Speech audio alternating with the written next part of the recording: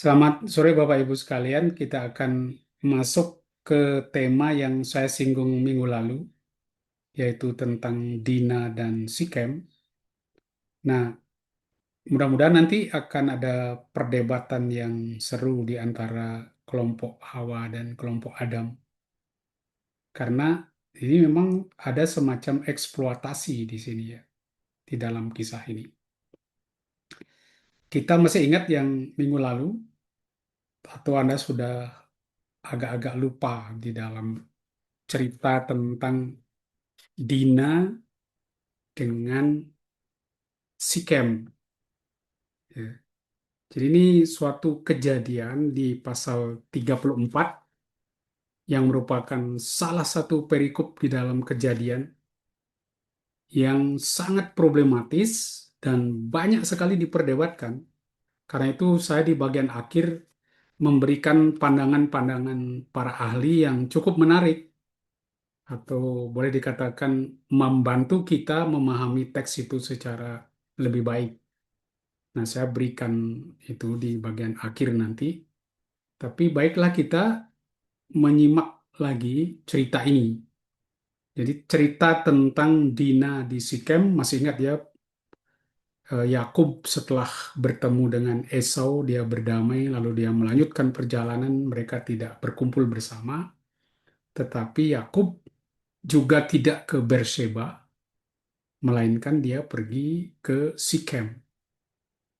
Nah ini, di Sikem, jadi Sikem ini baik itu nama tempat, tapi pertama-tama nama orang ya terlebih dahulu. Itu terjadi ada kekerasan seksual, kemudian terjadi negosiasi politik ekonomi, tetapi juga ada manipulasi simbol religius. Dan yang paling menyedihkan adalah pembantaian massal. Ini seperti genosida. Dan kalau kita simak, ya paling tidak pernah kita baca ini, paling tidak minggu lalu ya, kita tidak menemukan satu tokoh pun yang ideal di dalam kisah ini. Semuanya sepertinya tidak bermoral dalam cerita ini. Tapi tidak pernah diberi nilai oleh penulis. Tidak ada penilaian. Narator menganggap ya flat-flat saja.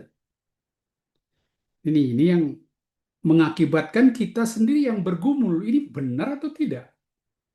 Kitab suci mau mengatakan ini dibenarkan atau tidak? Karena tidak ada penilaian di dalam teks ini. Jadi dibiarkan kita mengambil kesimpulan sendiri apakah perbuatan-perbuatan mereka itu bisa kita terima secara moral atau tidak. Karena itu ini teks ini bahkan disebut teks of terror. Karena apa? Karena perempuan yaitu Dina menjadi korban utama di dalam struktur patriarkal. Jadi ada semacam eksploitasi tubuh manusia, tubuh wanita. Ini kan buruk sekali gambaran di dalam Alkitab.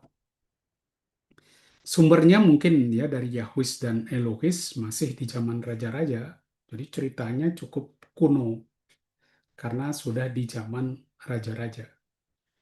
Kemudian kisah ini ada bisa jadi ya, orang menduga ini semacam etnologis konflik etnis yang sudah tua sekali di antara Yakub yaitu Israel dan penduduk Kanaan, khususnya penduduk kota Sikem. Jadi mengapa mereka bermusuhan sejak lama sekali? Nah, ini mungkin semacam etiologisnya. Nah, konflik ini kemudian direfleksikan secara teologis di dalam tradisi Israel pasca pembuangan. Jadi ceritanya sudah lama, kenapa kita bermusuhan dengan orang Sikem?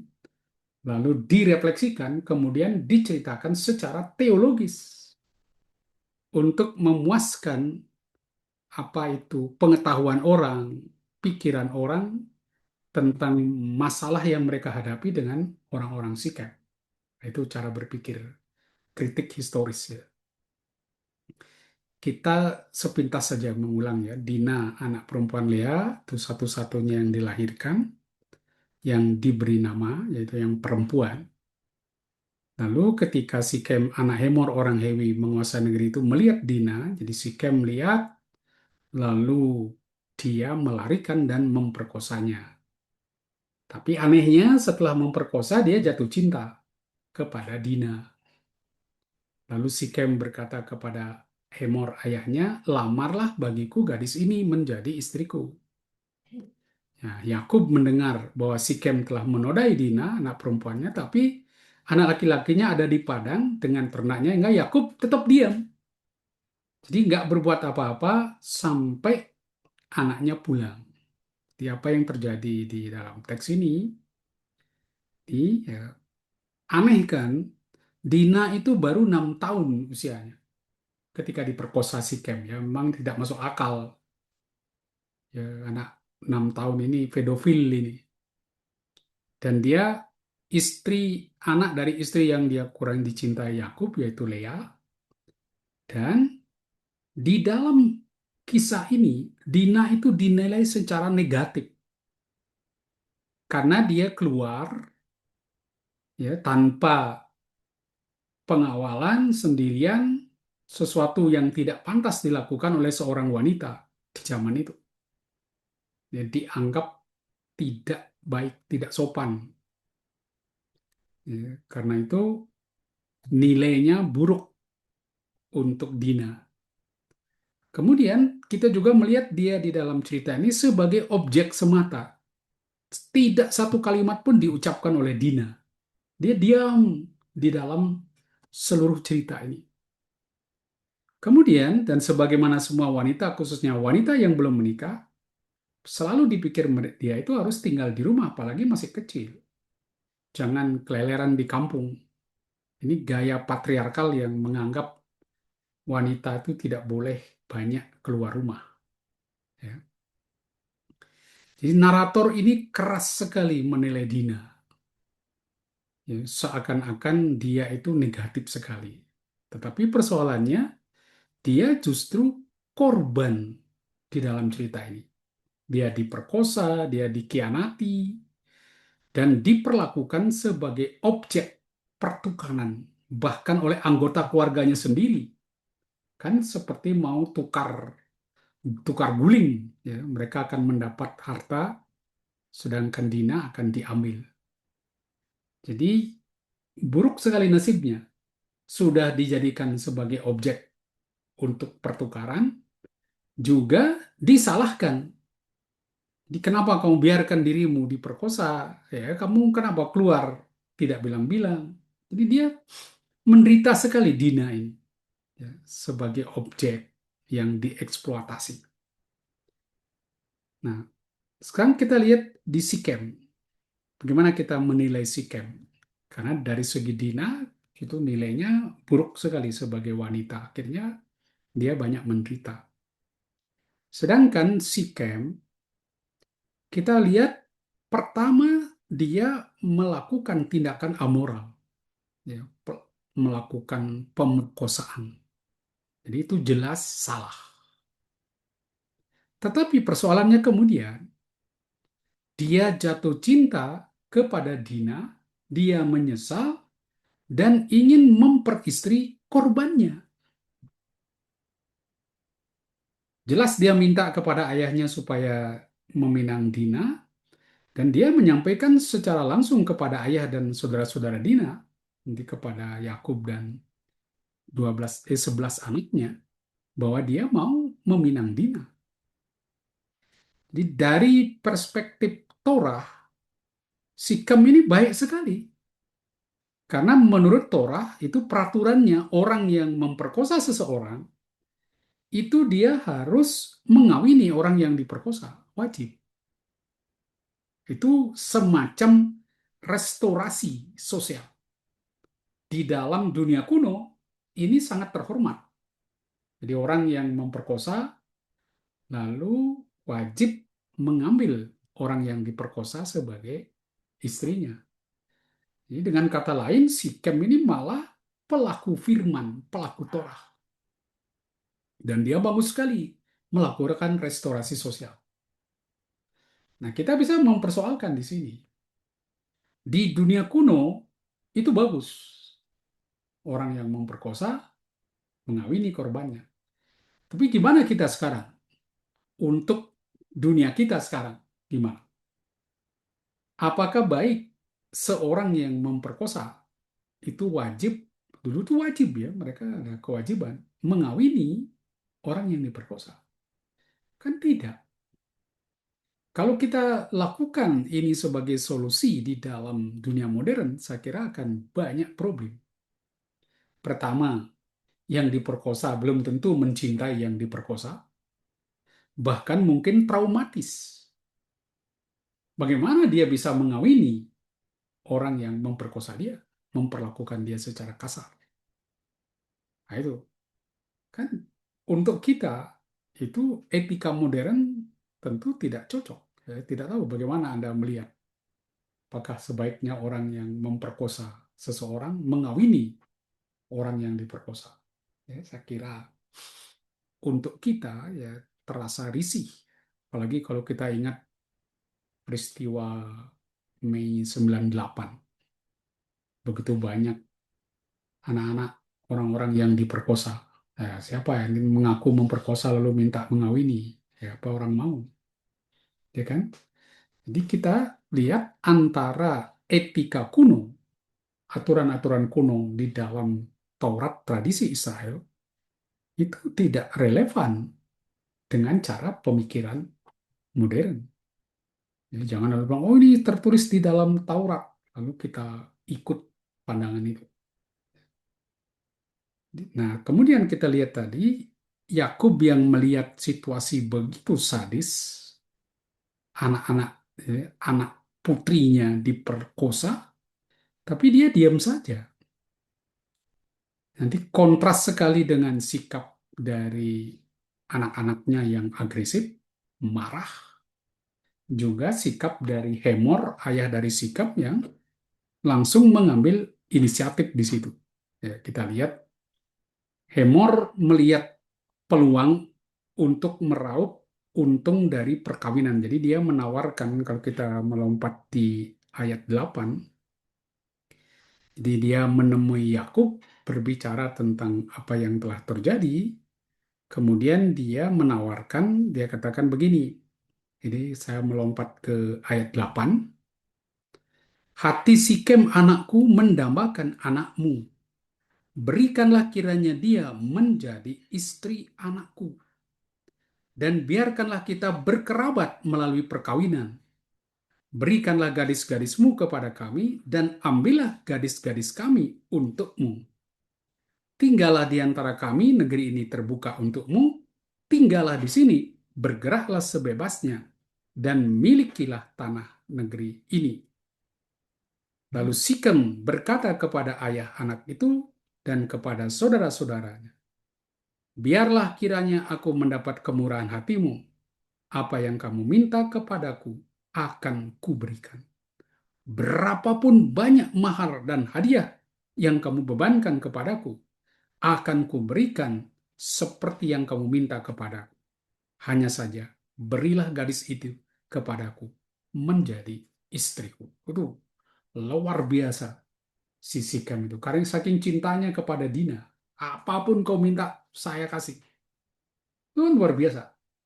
Dan si Hemor juga sepertinya bagus. Tetapi dia sebetulnya mempunyai tujuan yang berbeda. Tujuannya apa? Lebih ke komersial, ke dagang, bukan soal cinta. Memang dia katakan kita akan membentuk kekerabatan dari hubungan perkawinan ini, tetapi bukan itu sebetulnya yang dia mau kejar. Ya, dikatakan, berikan gadismu nanti, ya, ini mengandaikan ya, kalau kita baca teksnya, berikan gadis-gadismu, mestinya anaknya Yakub itu tidak hanya satu yang perempuan, bukan hanya Dina, tapi yang disebut cuma Dina. Ya. Ini saya katakan, kedengaran kata-kata Hemor ini bagus sekali. Tujuannya indah, tapi dia mau menguasai kekayaan Yakub. Karena ketika dia berbicara kepada orang-orang sebangsanya untuk meyakinkan mereka agar menyetujui apa yang dia lakukan, perjanjian dengan Yakub dan anak-anaknya, coba lihat di 21-23, dia katakan begini, ya, orang-orang itu mau hidup damai dengan kita. Biarlah mereka tinggal di negeri ini dan bergerak sebebasnya. Bukankah negeri ini cukup luas untuk mereka? Kita dapat mengambil gadis-gadis mereka menjadi istri kita, dan kita dapat memberikan gadis-gadis kita kepada mereka. Jadi mirip dengan apa yang dikatakan kepada Yakub. Namun, hanya dengan syarat ini, orang-orang itu setuju tinggal di antara kita, sehingga kita menjadi satu bangsa, yaitu setiap laki-laki di antara kita disunat, seperti mereka juga disunat. Ternak, harta benda, dan segala hawan mereka, bukankah semuanya itu akan menjadi milik kita? Nah, itu. Dia pikir akan meraih keuntungan ekonomis. Itu. Di ternak, harta, segala hewan mereka, semua itu akan menjadi milik kita. Biarlah kita menyetujui saja permintaan mereka supaya mereka tetap tinggal di antara kita. Nah, nanti kita enak. Kita nanti punya ternak banyak. Jadi Hemor sebetulnya mau menipu. Dia lupa bahwa dia sedang mau menipu orang yang jago tipu. Itu persoalannya, ya kan? Dia mau menipu orang yang ahli menipu. Nah, ini rusak, susah dia. Jadi trik dia, saya sudah, malah dia yang tertipu. Di ketika bicara tentang hal itu kepada bangsanya, Hemor sama sekali tidak menyinggung kasus Dina. Dan narator yang menulis dalam terang larangan perkawinan dengan orang bukan Yahudi, janganlah juga engkau kawin mawin. Jadi jelas dari pihak narator, itu kalau melihat perspektif Yahudi, apa yang mau mereka lakukan? Justru sesuatu yang terlarang. Jangan kamu kawin mawin dengan bangsa-bangsa yang ada di Kanaan. Nah, gimana? Kalau mereka tahu ini nggak mungkin mereka mau kawin mawin. Jadi sulit menerima bahwa anak-anak Yakub menjadi kerabat orang-orang Kanaan. Tidak mungkin. Mereka prinsipnya sudah kudus, pemisahan dari bangsa itu. Ini karena itu sulit disangkal bahwa teks ini bertalian kuat dengan polemik tentang hubungan Israel dengan orang bukan Yahudi. Ini persoalan teologi mereka bahwa mereka tidak diizinkan mengawini orang-orang atau bangsa-bangsa di sekitarnya. Dilarang kawin mawin yang sebetulnya memuncak di zaman Esra. Itu keras sekali peraturan, tidak boleh menikah dengan orang asing, sampai-sampai orang yang sudah menikah dengan perempuan asing, perempuannya harus dipulangkan. Itu kan luar biasa. Bagaimana suami istri yang sudah bertahun-tahun dan punya anak, istrinya disuruh pulang ke negerinya. Nah, ini kan sadis sekali. Jadi mereka pula anak-anak Yakub ini juga jago menipu seperti bapaknya, anaknya pun jago. Jadi mereka menyetujui kesepakatan yang ditawarkan Hemor, tapi dengan syarat, masih ingat ya, orang-orang Sikem harus disunat. Itu syaratnya. Jadi, kemudian pencerita, narator sendiri mengatakan apa yang mereka buat ini itu adalah bentuk tipu daya. Ya, mirmah. Jelas ini tipu daya. Jadi dia katakan, lalu anak-anak Yakub menjawab Sikem dan Hemor, ayahnya, dengan tipu daya. Oh, ya udah.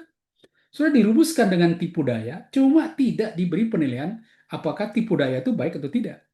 Pokoknya dia menipu. Mereka bahkan tidak segan menggunakan argumen kekudusan sunat demi keuntungannya. Jadi dia pakai bahasa simbol-simbol agama. katakan kalau memang kalian mau jadi kerabat kami, ya tolong kalian semua harus disunat. Jadi memakai simbol agama untuk menipu orang. Ini eksploitasi simbol-simbol agama yang tidak tahu dari dulu orang suka pakai. Ya, dulu orang sudah mengeksploitasi simbol-simbol agama. Ya, zaman kita pun orang masih suka. Ya, jualan agama itu, jualan simbol-simbol agama. Nah, ini ironis, ya. Ironis sekali. Nah, Sikhem dan Hemori yang tidak mengetahui rencana jahat mereka menyetujui syarat yang mereka berikan, lalu menyampaikan kepada bangsanya, dan orang-orang Sikhem setuju. Akibatnya, setiap laki-laki dewasa di kota itu disunat. Dan kita tahu, Simeon dan Lewi membantai mereka semua ketika mereka belum sembuh, ketika mereka masih kesakitan akibat dipotong kulit katanya. Wah, ini jahat sekali. Dia minta kalian harus disunat supaya bisa jadi kerabat kami. Dan ketika mereka disunat, jangan pikir sunatnya seperti zaman sekarang ya, pakai dokter lalu dibius, potong sebentar lagi ya, 1 hari ya sudah baik. Itu. Kalau dulu sunatnya pakai batu, wah gimana? Belum lagi infeksi. Nah itu mereka kesakitan beberapa hari. Nah, habis disunat, mereka langsung diserang ya, mereka nggak bisa apa-apa. Ya. Itulah tipu daya anak-anak Yakub berhasil, tetapi balasan mereka terhadap apa yang dilakukan Sikem yang memperkosa Dina benar-benar tidak seimbang. Jadi pembalasan tidak proporsional. Mereka membantai begitu banyak laki-laki Sikem.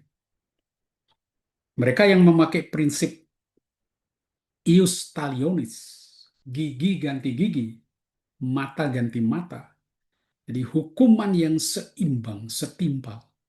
Ini jelas tidak cocok. Mereka melanggar Torah mereka sendiri. Menghukum orang tidak seimbang, terlalu tidak proporsional. Ini. Nah, meskipun dari ayat 26 kita bisa menduga bahwa Dina telah dibawa ke rumah Sikem dan kemungkinan diperlakukan secara tidak senonoh oleh orang-orang Sikem. Tapi bagaimanapun juga, perbuatan ini, hukuman ini tidak proporsional. Pembunuhan yang dilakukan Simeon dan Levi terasa berlebihan.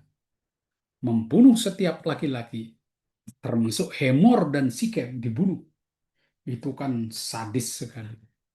Padahal kita lihat Sikem begitu baik, bahkan mau mengawini Dina, saudari mereka.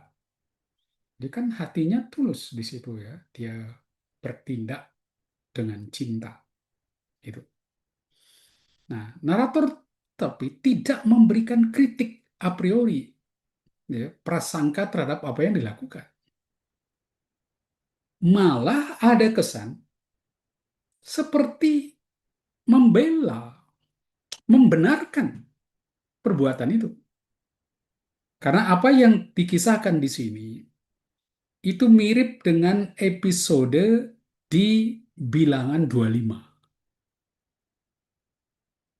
Tidak tahu apakah Anda tahu ceritanya tentang orang-orang Israel yang menikah, ya, yang berhubungan dengan orang-orang Baal Peor itu lalu Tuhan marah karena itu kan bentuk dari katakanlah berhala sehingga nanti Pinehas membantai orang-orang yang demikian. Coba kita lihat sedikit supaya Anda tahu bahwa cerita ini bagaimana pembunuhan terhadap orang itu seperti dibenarkan. Coba kita lihat, walaupun ini di 25 ini soal berhala ya, apa makna berhala di situ. Tapi baik kita lihat apa yang terjadi ya di Baal Peor. Saya mungkin lebih baik baca supaya Anda punya pandangan bagaimana perjanjian lama menilai sebuah kekerasan. Jadi, sementara Israel tinggal di Sitim, mulailah bangsa itu berzina dengan perempuan-perempuan Moab. Aduh, ini Anda lihat. Jadi berhubungan dengan wanita-wanita non-Israel. Mereka mengajak bangsa itu mengikuti persembahan kurban bagi ilah mereka, dan bangsa itu pun turut makan dan menyembah ilah mereka.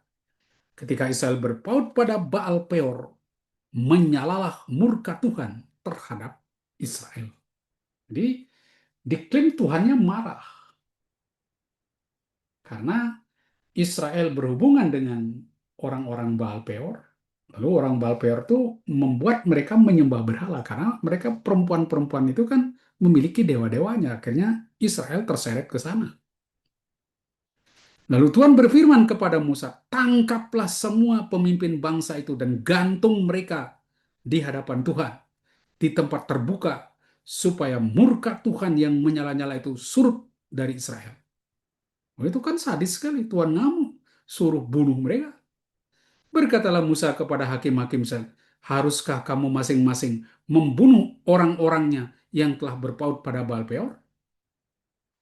Ya. Saat itu salah seorang Israel datang membawa seorang perempuan Midian kepada sanak saudaranya di depan mata Musa dan segenap umat Israel yang sedang menangis di depan pintu kemah pertemuan. Melihat hal itu, Pinehas anak Eleazar, anak Imam Harun, ya ini yang nanti menjadi pewaris tahta Imam Agung, Pinehas ini, bangkit dari tengah-tengah umat itu dan mengambil sebatang tombak di tangannya. Ia mengajar orang Israel itu sampai ke ruang tengah dan menikam mereka berdua, orang Israel dan perempuan itu pada perutnya. Lalu tulah itu berhenti menimpa orang Israel. Orang yang mati karena tulah itu berjumlah 24.000 orang. Itu 24.000 orang dibunuh karena mereka berhubungan dengan gadis-gadis Baal Peor. Wanita-wanita asing yang menyeret mereka kepada berhala. Tapi sadis sekali Anda lihat. Itu pun orang datang baik-baik dengan istrinya, ditusuk langsung. Bayangkan 24.000 orang dibunuh. Dan itu apa? Atas perintah Tuhan. Gimana? Ya kan? Problematis orang kalau tidak memahami firman itu gimana ini bisa disebut sabda Tuhan. Ya. Jadi dengan cara apapun Israel tidak boleh mencemarkan dirinya dengan orang-orang Kanaan. Itu prinsipnya. Simeon dan Lewi mengantisipasi tindakan Pinehas yang demikian tuh. Ini kan Pinehas kan kemudian nanti dibilangan. Jadi apa yang dilakukan oleh Lewi dan apa ini Simeon ini seakan-akan mengantisipasi apa yang dilakukan nanti oleh Pinehas. Mereka udah buat duluan. Walaupun yang apa itu yang menjadi hukum itu apa yang dilakukan oleh Pinehas. Ini Anda lihat sadis sekali. Ya, kekerasan malah seperti dipuji. Phineas nanti diangkat jadi imam besar. Jadi kriteria moral yang ada di kepala narator rupanya tidak sama dengan ada yang di kepala kita. Jawaban Simeon dan Levi terhadap teguran Yakub di ayat terakhir. Mengapa adik kita diperlakukan seperti seorang perempuan sundal? Masa kita mau adik kita diperlakukan seperti itu? Ya maaf ya, kok adik diperlakukan pelacur? Ya saya bantai mereka. Jadi dengan kata-kata ini, jawaban Simeon ini kepada Yakub, narator seakan memberi pembenaran terhadap apa yang mereka lakukan. Yakub tidak salah apa. Mereka memang melakukan tipu daya, tapi bukankah adik kita diperlakukan seperti pelacur? Kalau kita lihat di dalam cerita ini, pada ujungnya, setelah pembantaian yang begitu besar, Simeon dan Lewi sedikit pun tidak menunjukkan penyesalan. Bangga malah. Dia tidak merasa menyesal membunuh mereka. Ini dan dia sepertinya memberikan pembenaran atas apa yang mereka lakukan. Ya salahnya sendiri memperlakukan adikku sebagai pelacur. Ya aku bantai. Bukankah itu juga sesuai dengan perintah Tuhan? Kita tidak boleh kawin-mawin dengan orang-orang mereka. Ini. Jadi teguran apa yang dilakukan kepada Simeon dan Lewi bukan berdasarkan pertimbangan moral. Jadi ketika Yakub nanti katakanlah kamu gimana? Ya. Jadi apa yang dibuat, kenapa kamu bunuh orang-orang itu? Jadi Yakub seperti kecewa dengan tindakan mereka. Tetapi dia tidak menilai perbuatan itu dari sudut moral. Kamu sudah berlaku tidak benar. Bukan. Bukan karena salah secara moral. Tetapi apa? Itu keuntungan ekonomi dan keamanan. Coba lihat di ayat 31. Apa yang dilakukan Yakub? Namun jawab mereka, mengapa adik kami diperlakukan seperti ini? Karena Yakub sebelumnya berkata gini, kamu telah mencelakakan aku dengan mencemarkan namaku kepada penduduk negeri ini, kepada orang Kanaan dan orang Feris, padahal orang-orangku sedikit jumlahnya. Apabila mereka bersekutu melawan aku, tentulah mereka akan mengalahkanku, dan aku akan dibinasakan, aku beserta sesi rumahku. Jadi alasannya menegur Simeon dan Levi sama sekali bukan karena masalah moral, tapi masalah keamanan, keamanan jiwanya, keamanan dirinya.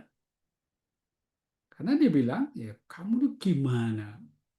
Jangan lupa penduduk Sikem itu banyak dan mereka masih punya sekutu. Kalau mereka kompak melawan kita, habis kita. Kamu bodoh sekali. Nah, itu. Jadi soal keamanan, soal keuntungan pribadi yang dia pikirkan, bukan soal moral. Oh, kamu ini tidak bermoral. Bantai orang tidak bersalah begitu banyak. Nah, nggak ada. Tapi lebih, ini bahaya nanti untuk keselamatan kita.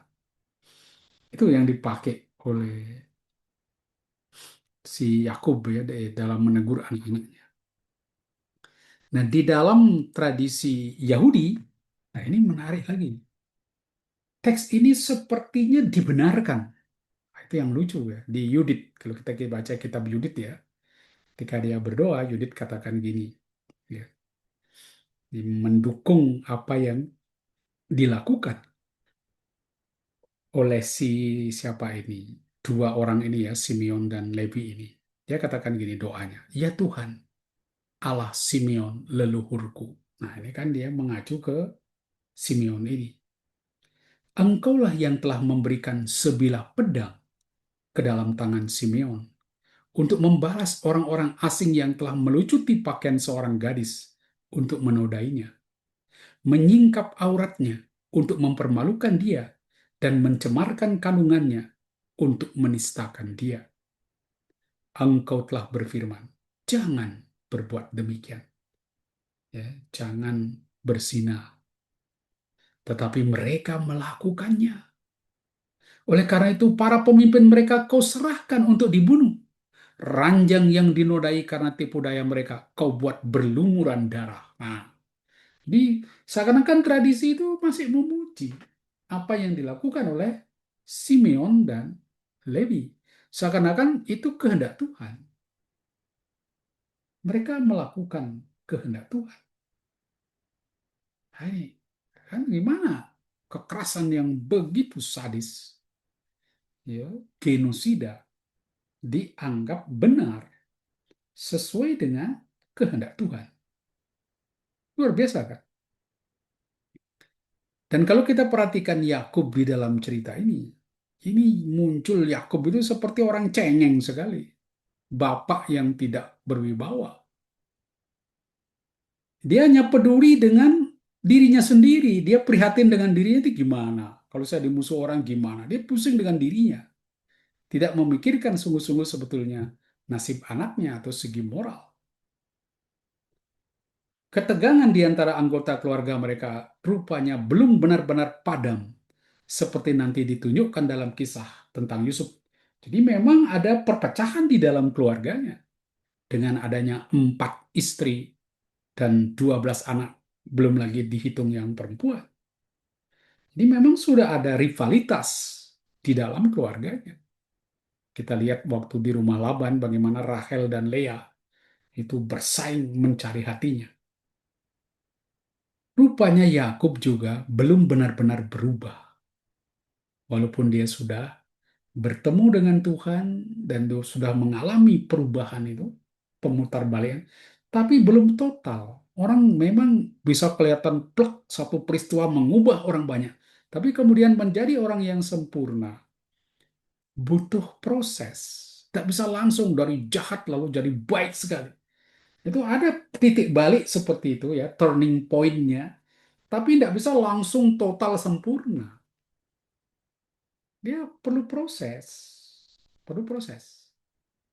Jadi saya masih ingat ada dulu satu teman dari Bali. Dia sudah lulus S1, lalu dibaptis, pindah jadi Katolik, kemudian dia langsung mau jadi imam. Udah saking menggebu-gebu kan. Semangat, wih, dibaptis langsung mau masuk jadi imam. Oh, kan saya sudah S1, siap dia mulai dari apa tuh belajar dari mahasiswa S1 lagi, dari nol. Bahkan dari postulat masa persiapan, kemudian masih novisiat 2 tahun baru kuliah lagi ke tingkat 1. Mau dia, saking menggebu-gebunya. Tapi tidak diterima. Disuruh, enggak, kamu di luar dulu, jangan masuk biara. Kenapa? Ya orang yang menggebu-gebu itu kan belum matang. Bisa jadi dia menggebu-gebu seperti hangat-hangat tai ayam. Ya, baru keluarnya hangat, tapi sebentar lagi dingin. Nah, ini kan harus diuji dulu. Proses. Orang perlu proses. Ya, dilihat 1 tahun apa diizinkan dia masuk. Nah, ini kita lihat di dalam proses ini Yakub tidak langsung menjadi orang yang sempurna. Setelah pengalaman dia bertemu dengan Tuhan, ada pertobatan, tapi tidak total, perlu proses. Terlepas dari kelemahan tokoh-tokoh, ya, penerima janji Allah, tetapi perjanjian Allah, rencana Allah itu terus berlanjut. Jadi tetap ada kebaikan, ada keburukan, jalan terus. Jadi janganlah pikir rancangan Allah, rencana dan janji keselamatannya berjalan hanya di dalam kesempurnaan. Tidak. Jatuh bangun di dalam kebaikan maupun kejahatan. Dan sejarah manusia tidak jarang berupa sejarah kekerasan yang bahkan seringkali tidak terdengar. Orang lakukan banyak sekali kejahatan-kejahatan di dunia ini. Tapi seperti bagaimana? Seperti Allah membiarkan. Allah sepertinya tidak keluar dari sejarah itu, walaupun dia diam, ya, tapi dia sebetulnya tidak pernah secara terang-terangan meninggalkan itu, tidak pernah. Semua masih di dalam kendali Allah. Ini. Nah, gimana kita menilai apa yang dilakukan oleh Sikem, kemudian juga oleh Levi dan apa itu Simeon? Gimana kita menilai teks ini kalau kita memakai kriteria moral dewasa ini? Kalau Anda menilai gimana? Anda setuju dengan apa yang dilakukan oleh Simeon, ya, dan Lewi itu? Setuju nggak? Nah, lalu lebih parah lagi, kita kesulitan menaruh kisah ini di dalam perspektif Injil. Ajaran Yesus kan banyak sekali, ada mengampuni, ya, berbelas kasih. Ambil satu aja misalnya di 26 ayat 52. Masukkan pedangmu kembali ke dalam sarungnya. Nah, ini kan peristiwa di Getsemani. Dia tidak mau murid-muridnya melakukan kekerasan. Dia katakan, kalau saya mau, saya panggil malaikat saya, semua mereka habis. Tapi dia tidak lakukan. Dan dia katakan, sebab semua orang yang menggunakan pedang akan binasa oleh pedang. Jadi dia mau menekankan, saya tidak mau memakai kekerasan. Hindari kekerasan. Nah, kalau gimana? Di Perjanjian Lama kok sepertinya Allah mendorong orang melakukan kekerasan. Sedangkan di Perjanjian Baru, Yesus sama sekali tidak ingin ada kekerasan. Nah, itu gimana? Apakah ini kontras? Menurut saya, ini masalah etis di dalam Wahyu itu bersifat progresif. Di Wahyu itu juga mengalihkan pemikiran-pemikiran manusia, refleksi-refleksi manusia atas kehidupannya. Jadi apa yang dulu dipandang baik secara etis belum tentu dipahami secara baik, secara etis setelah 100 atau 1000 tahun bahkan lebih kemudian. Jadi akan terjadi perubahan-perubahan. Ya. Etika, moral, itu orang harus tidak hanya mempertahankan tradisi, nilai-nilai tradisional, tapi selalu ada hal-hal baru yang orang harus refleksikan lebih jauh. Jadi bagaimana sikap kita di hadapan situasi ketidakadilan? Apakah kita pun langsung meminta intervensi dengan senjata seperti yang dilakukan Simeon dan Levi? Jadi kadang-kadang kita frustasi, lihat kejahatan-kejahatan, perampokan, pembegalan. Lalu kita emosi katakan, sudah serahkan kepada polisi. Kalau polisi nggak bisa, tentara saja, biar ditembak langsung di tempat. Nah itu kan seperti orang sudah frustasi, tidak bisa mengatasi kejahatan. Lalu ya sudah, pakai intervensi senjata, habisi mereka. Nah itu gimana kita menyelesaikan ketidakadilan, kekerasan. Gitu.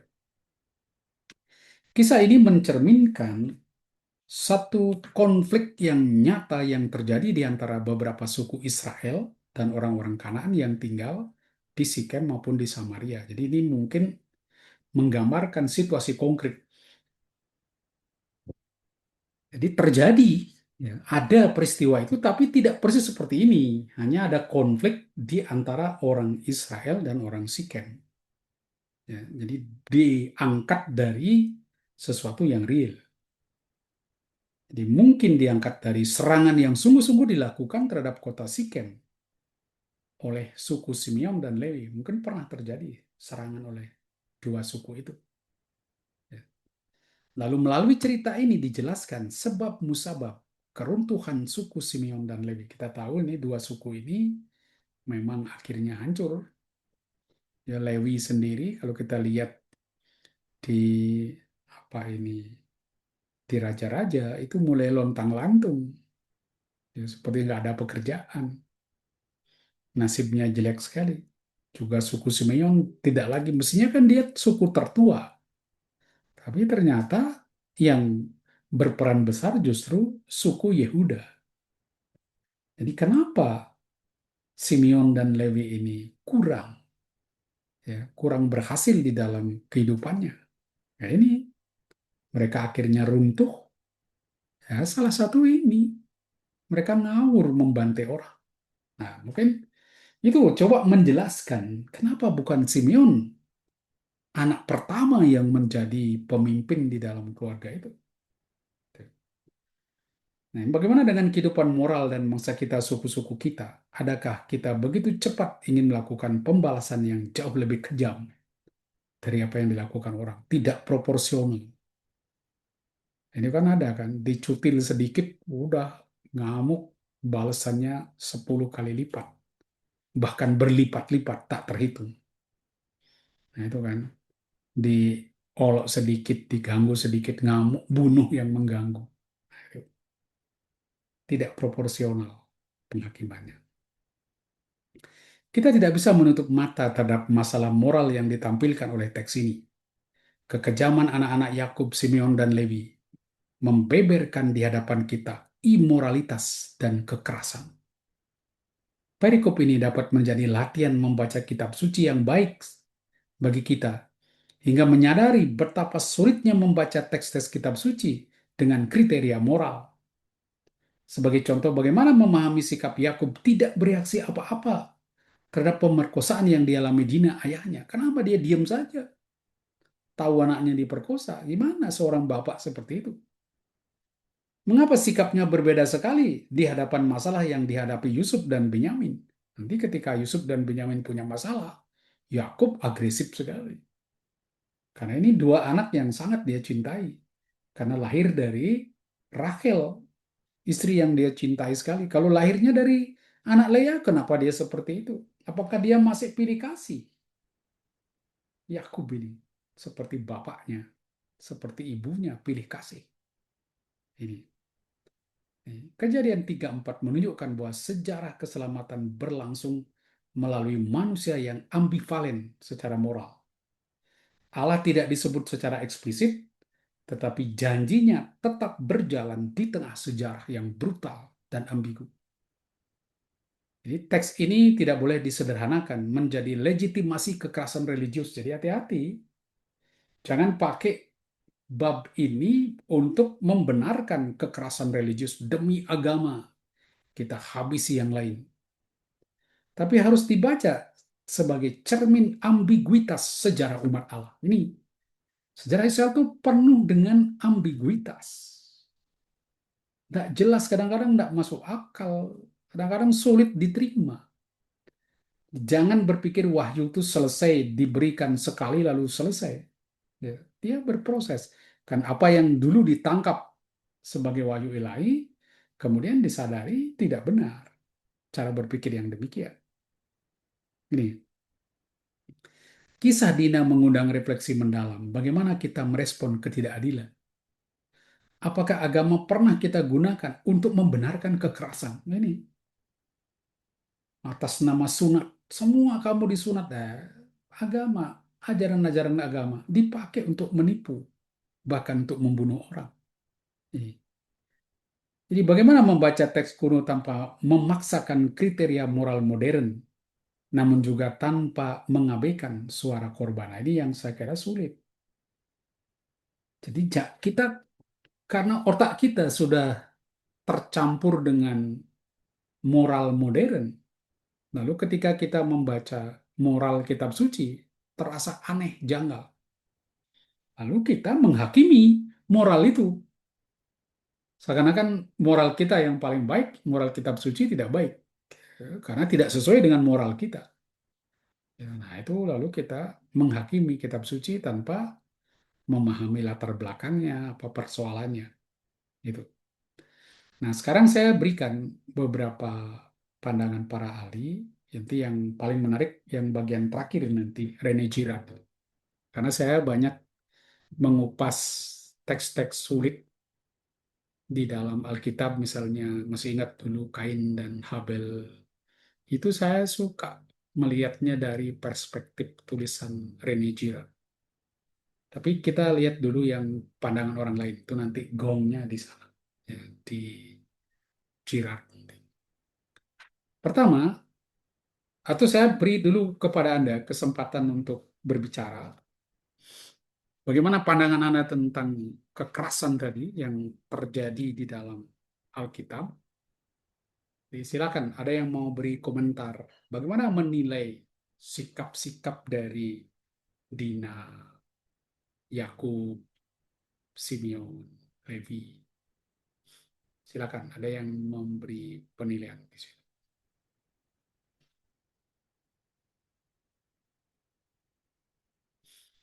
Ayo, siapa punya pendapat sementara sebelum kita lihat pandangan para ahli?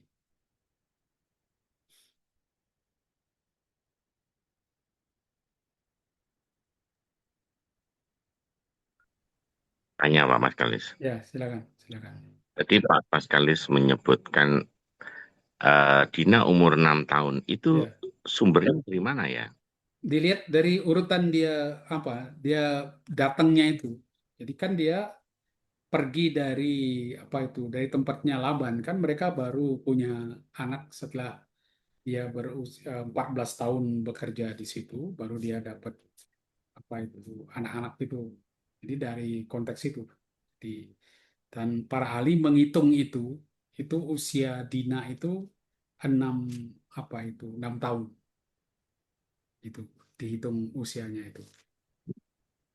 Oke, jadi kalau 6 tahun, saya jadi berpikir apakah itu satu budaya di daerah Timur Tengah, karena ada cerita juga Muhammad mengawini anak yang berusia 6 tahun, Aisyah Hmm, itu.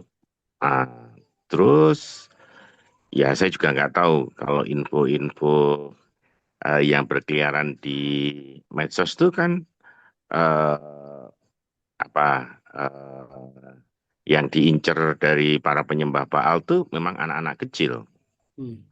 Eh, saya nggak tahu apakah itu jadi seperti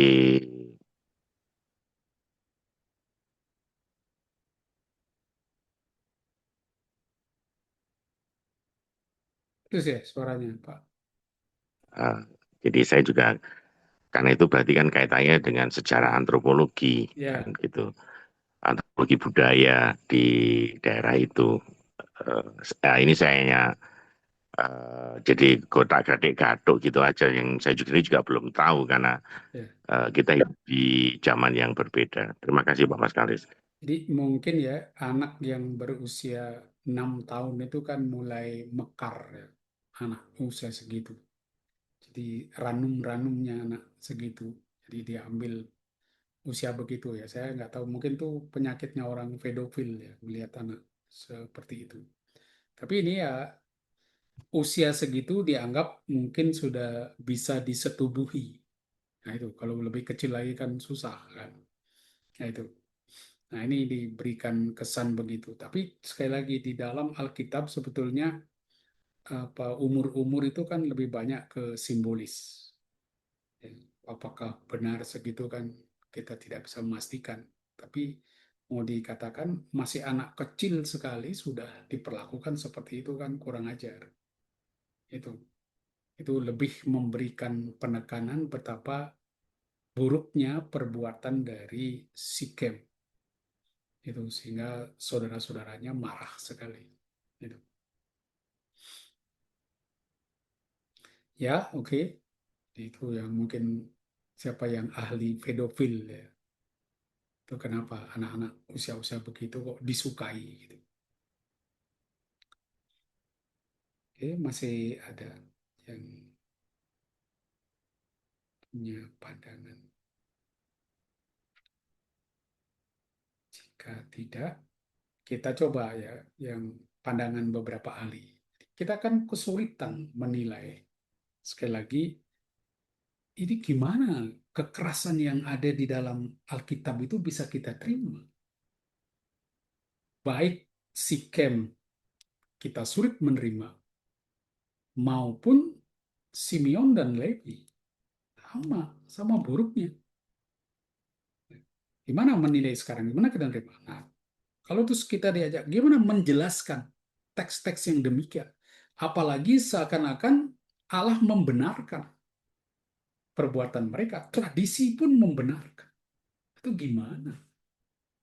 Agama nanti menjadi sumber kekerasan. Ya kan? Nah, coba lihat apa yang dikatakan oleh Nidich ya, dalam War and in the Hebrew Bible. Ini soal dia sebetulnya lebih mengkaji perang. Apalagi perang-perang yang kita lihat di dalam Alkitab itu kan seringkali Tuhan memerintahkan serang bangsa ini, habisi mereka, lalu dihabisi, tidak seorang pun dibiarkan hidup. Kayak genosida. Kalau Anda lihat di Yosua, ya, hakim-hakim, itu tampak betapa sadisnya perang Israel itu dan sering disebut sebagai perang suci, holy war. Nah, ini gimana menilai itu? Ini perang dan kekerasan bukan sekedar fakta sejarah, tapi juga bahasa religius untuk mengekspresikan identitas, kesetiaan kepada Tuhan, dan batas sosial komunitas. Jadi ini dia lihat. Di dalam konsep perjanjian lama, perang itu bukan pertama-tama hanya fakta sejarah. Oh, pernah perang lawan itu, kita menang. Oh, kita kalah. Bukan itu. Tapi soal dikaitkan karena selalu dibaca dari sudut teologis. Jadi ini maka dilihat sebagai bahasa religius. Kita perang melawan orang. Itu kan mau mengekspresikan ini loh saya. Saya itu lain dengan kalian. Beda dengan kalian. Saya setia kepada Allah saya. Dan kita ada perbedaan batas-batas sosial. Jadi kalian tidak masuk dari kelompok saya dan kalian tidak menyembah, tidak setia kepada Allah saya, ya sudah, saya habiskan. Ini soal identitas. Jadi bahasa religius untuk mengekspresikan, saya katakan identitasnya. Perang, artinya saya menghabisi semua yang bertentangan dengan identitas saya. Jadi ini kayak unjuk identitas perang ini. Ya, itu cara Nidit baca. Jadi dia katakan kenapa mereka perang habis-habisan tuh kalau dia mau tunjukkan ini saya. Saya beda dengan kalian. Itu. Jadi bukan sekedar fakta sejarah. Ini, nah ini yang sering kali mengapa satu bangsa punya semangat perang tinggi karena identitas mereka. Seperti Jerman dulu, dia membantai begitu banyak ya Nazi. Karena kan dia katakan Jerman über alles, di atas semuanya. Nah, itu. Dia merasa dirinya, oh ini identitas. Kemudian dia katakan di Alkitab ini menekankan beberapa mode ideologis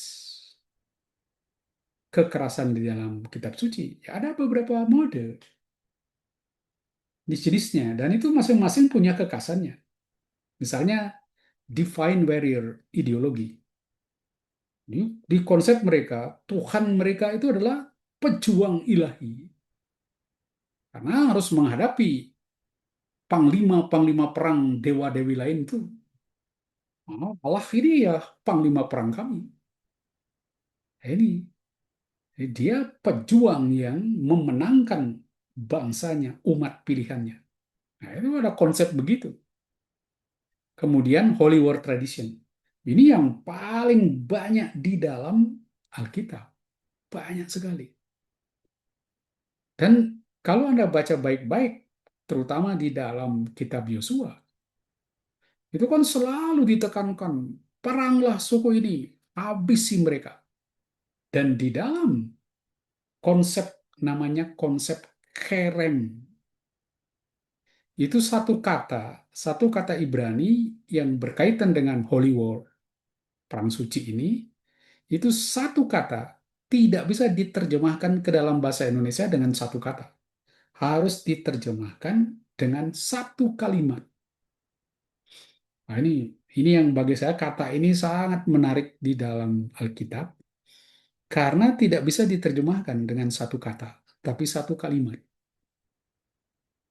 Artinya apa? Kerem, dulu saya pikir ini haram. Enggak. Kerem itu artinya dikhususkan, sesuatu yang dikhususkan bagi Tuhan untuk dimusnahkan. Nah, itu gimana? Ketika Anda perang, karena yang perang itu, pemimpin perangnya itu adalah Allah, maka ketika Anda menang perang, semua lawan itu harus dibinasakan, termasuk juga ada barang-barang yang dikhususkan bagi Tuhan untuk dimusnahkan. Jadi Anda jangan sampai menyentuh itu. Seperti di Hakim-Hakim 7 ya, Akan. Dia satu orang kepala keluarga namanya Akan. Dia merasa kasihan melihat barang-barang jarahan yang begitu bagus, hewan-hewan yang begitu bagus. Dia curi itu, dia ambil, dia bawa pulang, dia taruh di bawah tempat tidurnya. Tuhan marah, hancur, malapetaka terjadi, lalu diperiksa, Ketahuan bahwa itu gara-gara dosa Akan, maka Akan dan semua keluarganya dibantai karena melawan Kherem, peraturan Kherem. Semua dimusnahkan total. Karena apa? Bangsa yang kudus, Allah yang kudus dan bangsa yang kudus. Artinya bangsa yang dipisahkan dari bangsa lain. Nah, karena itu supaya bangsa lain tidak menggodai, merusak kekudusanmu, habisi. Tetapi di dalam realita tidak pernah terjadi. Gak pernah. Itu bahasa bahasa Alkitabiah. Jadi kalau dilihat di dalam cerita misalnya di Yosua, maka dia menghabisi semua penduduk Sikem. Padahal tidak habis. Itu hanya bahasa, ya, hiperbol mereka. Tapi di dalam fakta masih ada sisa banyak bangsa-bangsa itu. Nah, itu konsep Holy War traditionnya itu. Kemudian ada Royal and Political Warfare. Perang sebagai realitas politik biasa, ya, ini biasa.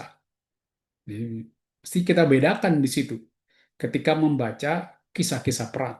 Apalagi kalau melibatkan Tuhan sebagai panglima perang. Nah itu, maka itu dia katakan ini, Susanidis katakan ya jangan kita langsung telan mentah-mentah. Ini soal ideologi. Ya, sejauh mana faktanya seperti itu, nyatanya tidak begitu demikian. Ya, tidak terjadi betul-betul pembantaian orang-orang Kanaan habis, habisi mereka. Ini tidak habis. Ya, itu. Jadi kekerasan bukan hanya tindakan fisik, tetapi juga narasi yang membentuk memori kolektif Israel.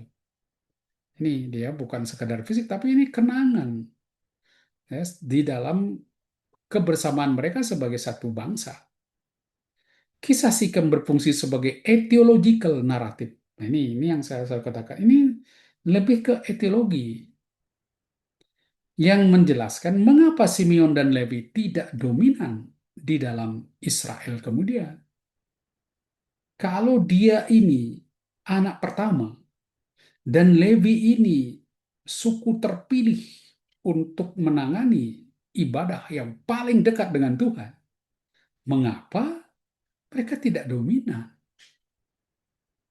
Kenapa justru yang sangat kuat, sangat berpengaruh adalah Yehuda, kemudian Benyamin. Kenapa? Nah ini dibuat ini. Oh dulu sudah berdosa ya mereka. Udah nggak bener dulu. Nah, itu.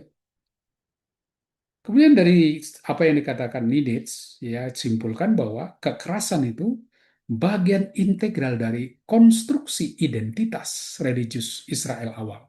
Jadi Israel membangun identitasnya, agama mereka sebagai agama Yahweh, itu dah dibangun memang melalui kekerasan. Jadi ini bukan penyimpangan marginal, tapi memang satu kondisi di mana mereka harus berhadapan dengan lawan-lawan di situ untuk menunjukkan identitas mereka, bahwa mereka lain dengan penyembah-penyembah lain. Nah itu cara berpikir Niditsnya, ya, orang apa ini, orang Yahudi sendiri. Nah sekarang kita lihat John Collins, gimana dia melihat, menilai di situ.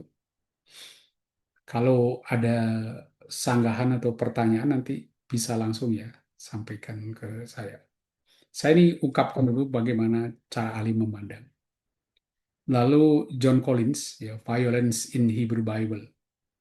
Dia katakan ini sedikit sederhana dia ya. Teks-teks kekerasan tidak hanya mencerminkan sejarah kuno, tetapi juga memiliki potensi resepsi berbahaya dalam konteks modern. Jadi hati-hati. Terus bukannya kita harus perhatikan itu konteksnya budaya kuno, tapi jangan sembarang. Kita langsung menerapkan atau mengaminkan untuk zaman sekarang. Jadi hati-hati. Dia bedakan ada kekerasan naratif ya, cuma dikisahkan. Oh, ada cerita ini, tapi tidak diberi nilai, tidak diberi kesan supaya diperhatikan atau ditiru. Kemudian ada kekerasan normatif. Jadi kalau yang normatif ya direstui. Harus dilakukan kekerasan normatif seperti perang suci. Ya, itu normatif. Orang harus ikuti. Kemudian kekerasan teologis. Nah, ini kalau ini yang di dalam cerita-cerita Tuhan, misalnya Tuhan menulahi orang Mesir, membunuh mereka ini. Nah, ini Tuhan seperti agen kekerasan. Tapi kan itu perspektif manusia.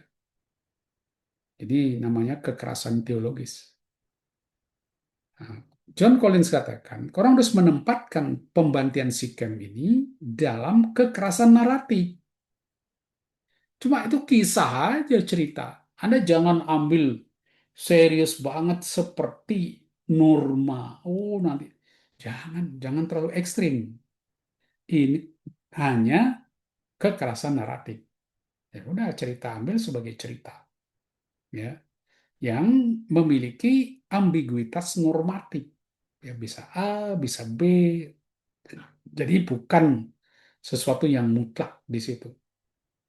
Nah, karena karakter tidak mengutuknya secara eksplisit dan bahkan tradisi kemudian tampak merestui. Jadi kita nggak bisa kalau oh nggak benar apa yang dilakukan ya nanti dulu. Narator saja tidak menghakimi. Bahkan tradisi Israel pun sepertinya menyetujui. Jadi jangan lalu menilai itu nggak benar. Ya.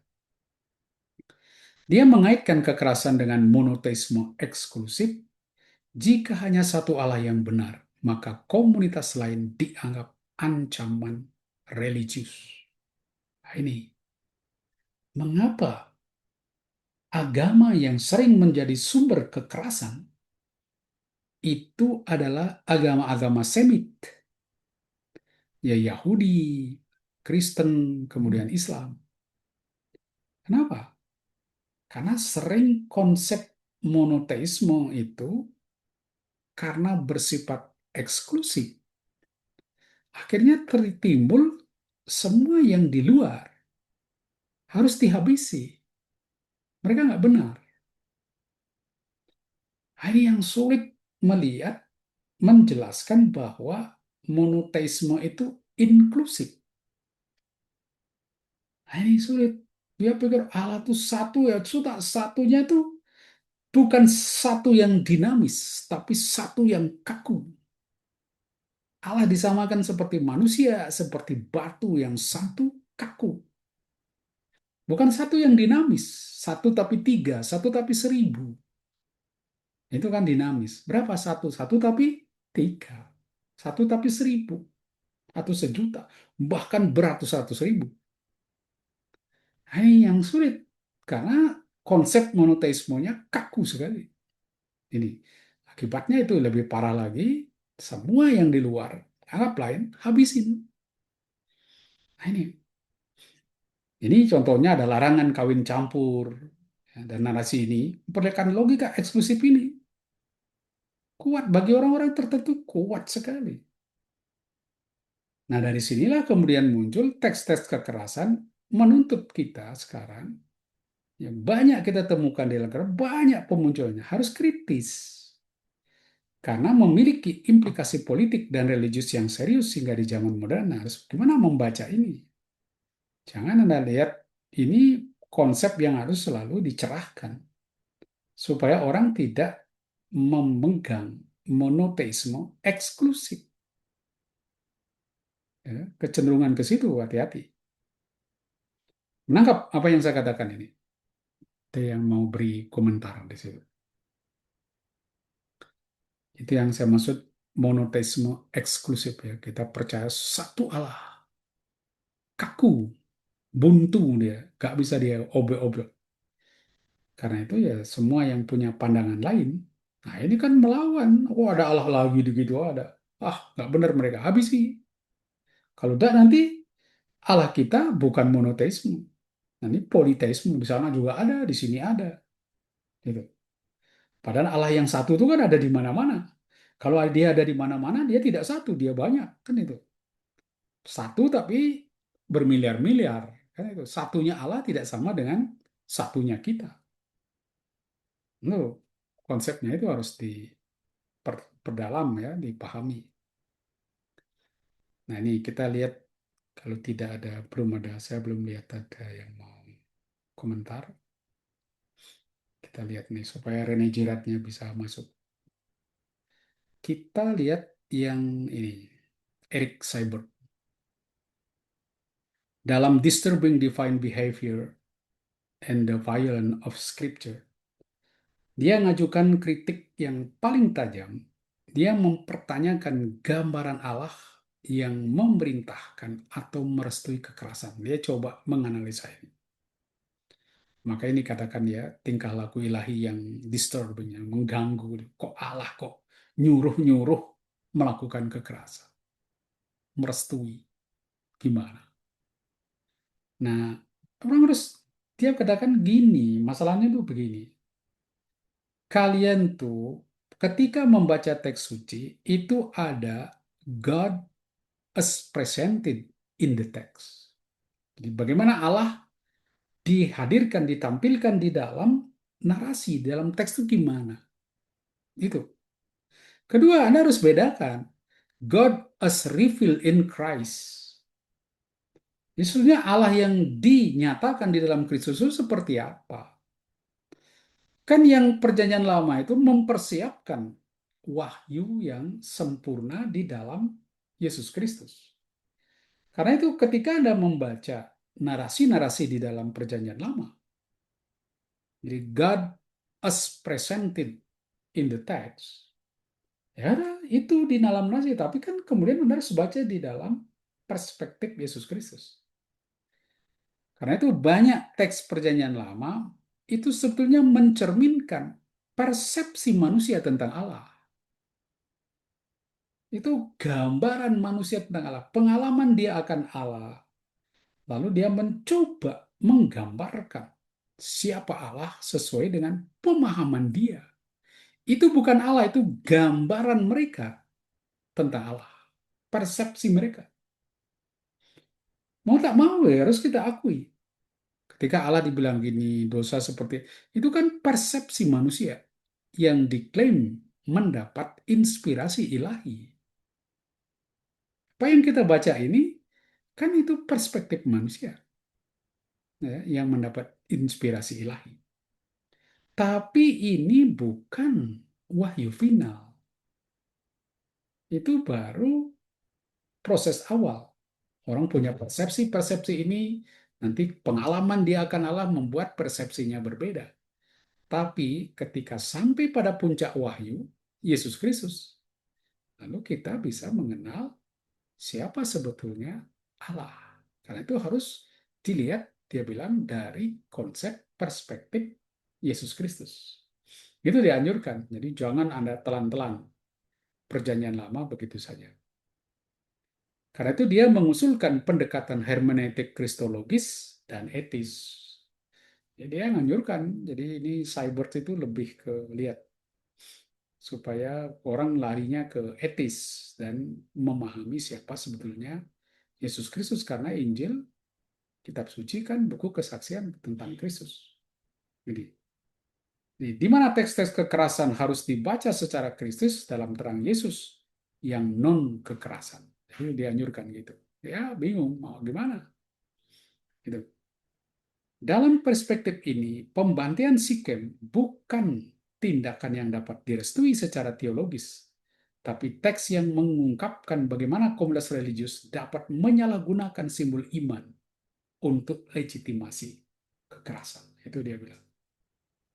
Jadi kalau cerita ini mau mengkritik bagaimana komunitas-komunitas tertentu itu bisa saja menyalahgunakan simbol-simbol iman mereka untuk melegitimasi kekerasan. Nah itu. Dan itu banyak dilakukan oleh agama-agama. Ya kasihan sebetulnya. Atas nama agama, mereka melakukan kekerasan. Nah itu, amin. Ini penistaan agama. Sudah stres mereka merasa agama dinista. Agama seperti apa dinista?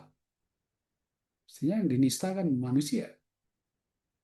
Ini orang begitu sensitif kalau sudah dengan agama. Ini.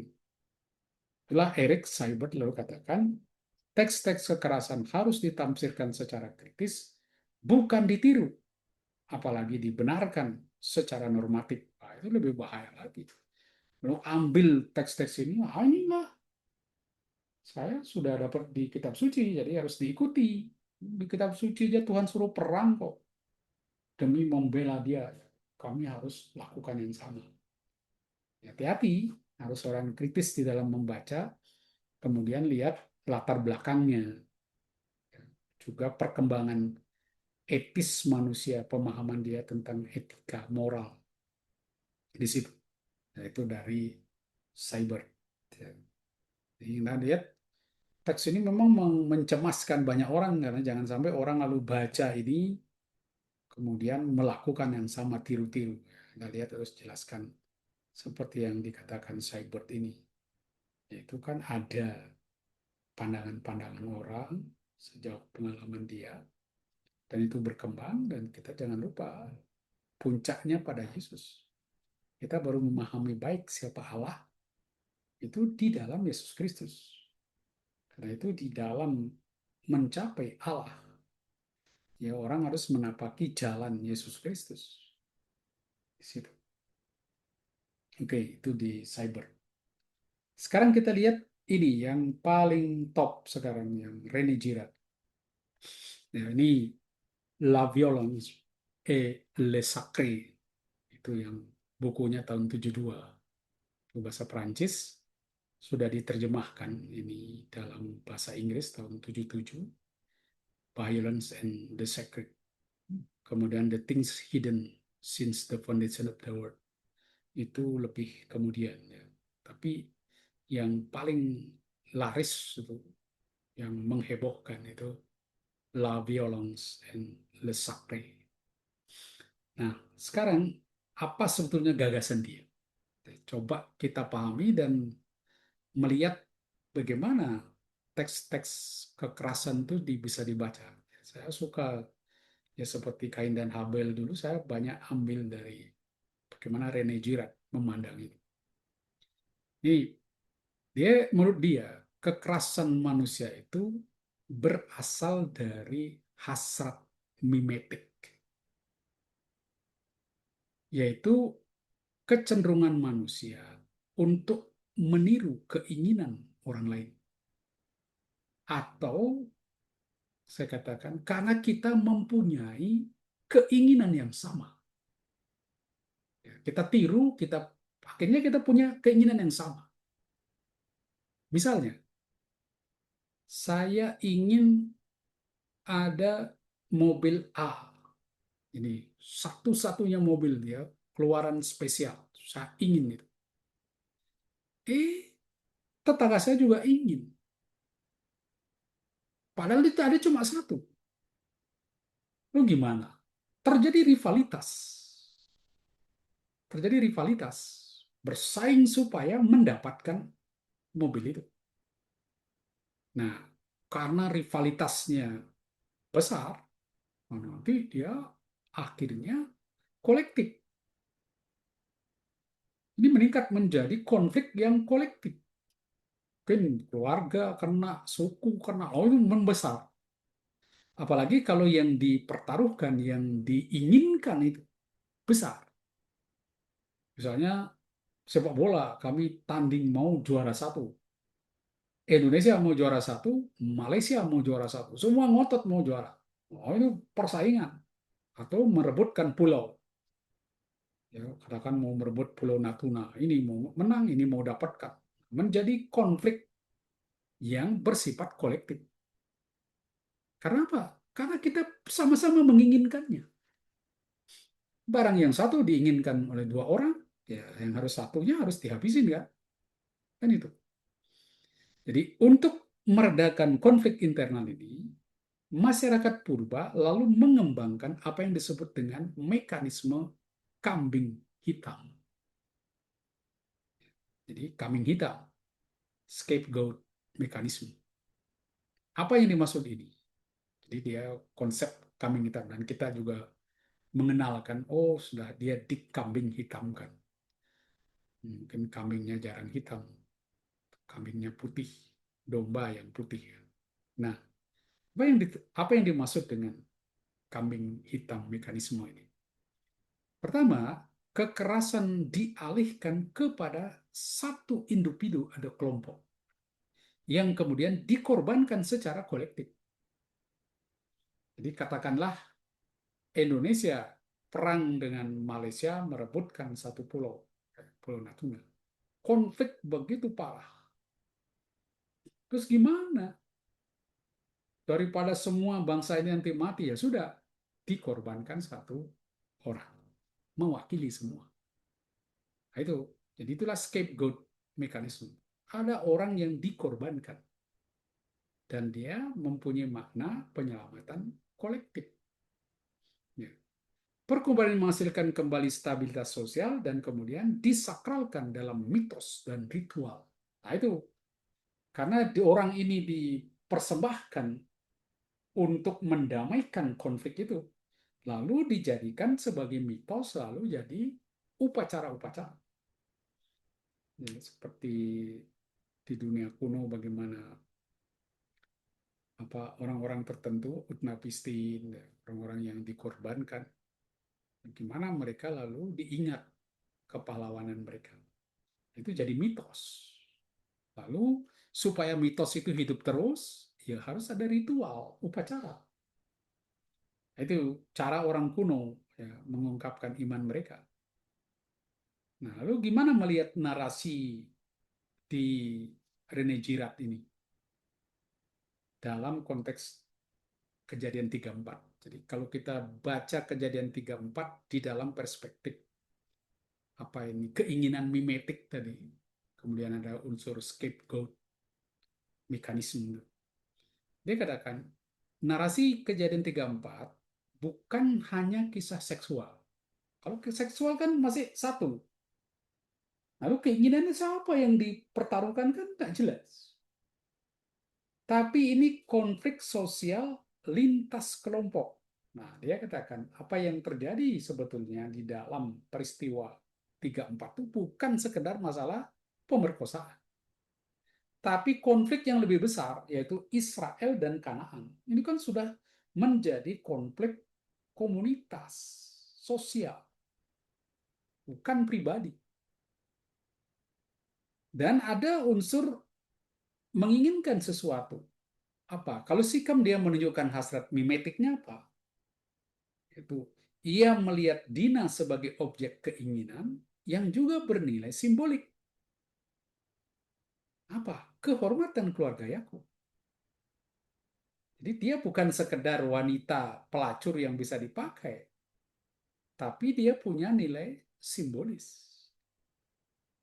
Lalu keinginannya menciptakan ketegangan terkelompok bukan hanya persoalan. Jadi ketika dia mau mengeksekusi keinginannya, yaitu mengambil Dina, timbul konflik. Dan konflik itu bukan konflik personal dia dengan Dina, tapi konflik antar kelompok. Kita lihat tadi, orang-orang Sikem berhadapan dengan orang-orang Israel, yaitu Yakub dan anak-anaknya.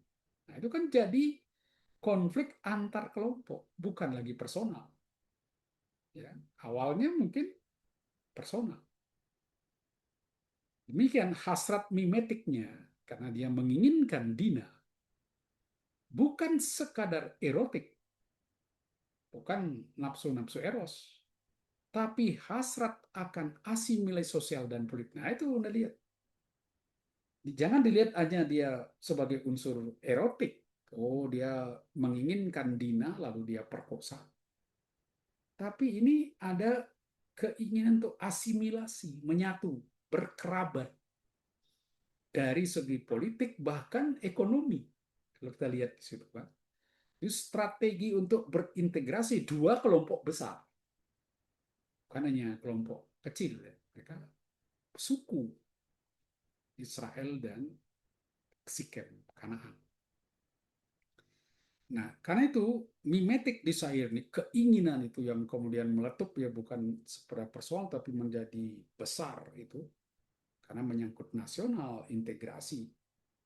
Nanti menurut Gerard ini dia akan memuncak terus menjadi rivalitas. Naik menjadi persaingan yang makin seru. Kan otomatis itu. Nah, kejadian 34 ini, Sikem menginginkan Dina yang mengibatkan ia berada dalam konflik dengan keluarga Yakub. Bahkan melibatkan bapaknya, lalu semua orang-orang Sikem. Akhirnya antara orang-orang Sikem berhadapan dengan keluarga Yakub. Jadi ada eskalasi dari persaingan itu, rivalitas itu. Nah, selanjutnya Hamor. Nah, ini kan mau coba sekarang mendamaikan konflik ini.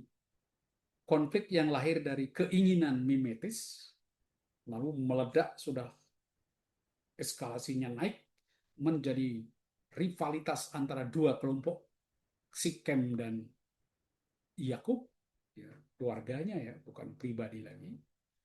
Nah, Amor menawarkan asimilasi ekonomi dan perkawinan yang menjadi ancaman identitas Israel.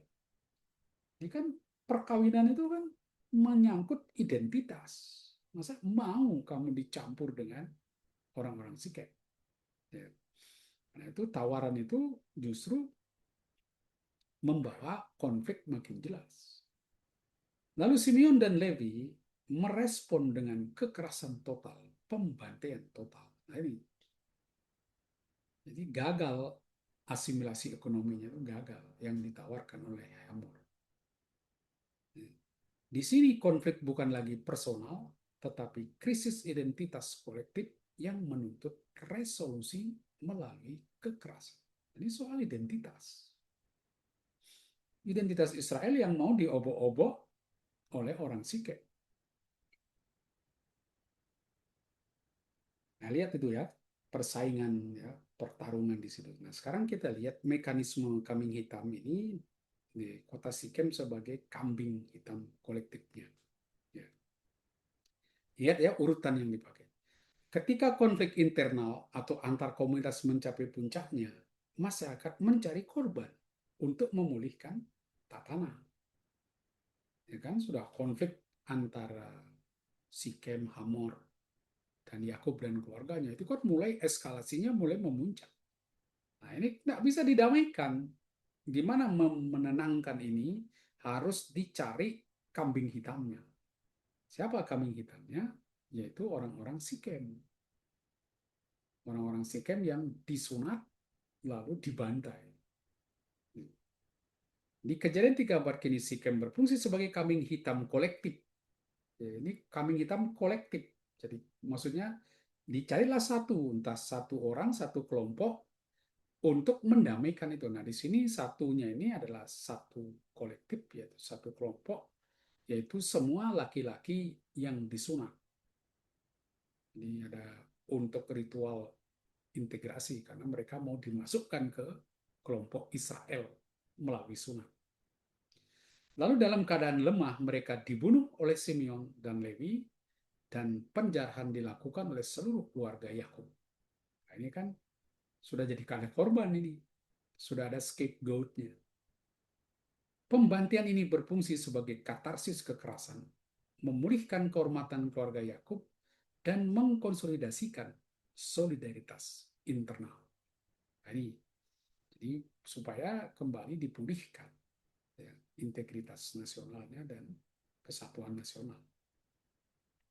Nah, apa yang dilihat lagi Jirat katakan, setelah orang melakukan kekerasan, supaya kekerasan itu tidak langsung dilupakan, tapi punya efek, itu kekerasan terhadap kambing hitam tadi disakralkan dalam tradisi religius.